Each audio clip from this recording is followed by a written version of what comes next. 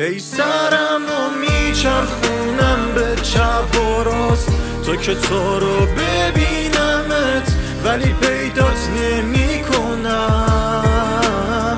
هی شبی آواره ها میگردم همه جا رو تا پیدات کنم ولی انگار نمیتونم.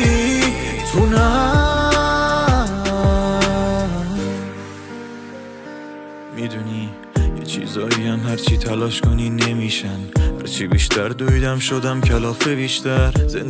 زندگی صدای ما رو نشنید، گذاشت که تلفشیم تو این هوای تبریز. این روزا که حیف شد بریم روزای بعدی، این شبا رو ول کن عجب شبای سختی. کم کم احتمال میدم که شاید اون اصلا منو نمیخواد دیگه. هی این دلم به میگه که اون حتی نمیخواد که منو ببینه.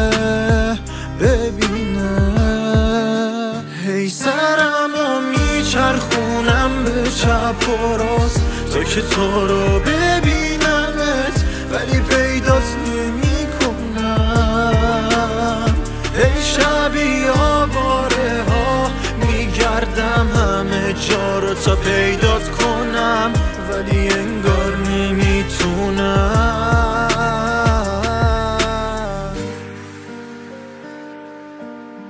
منم میرم مثل روزهای رفته، مثل اون پرنده که هر جا نشستش یه سنگی همه پرت کردن سمتش. شکست دلم بده حرفای تلخش، بعدم گفت که چرا بام رفتارت سرده، ندیدون اومد چه بلایی سر این مرد که.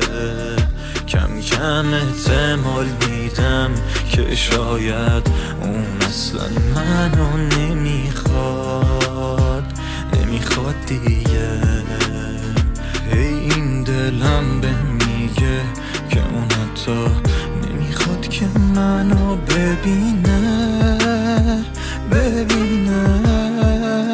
هی سرمو میچرخونم به چپ و راست تا که تو رو ببینمت ولی پیدات نمی کنم. هی شبی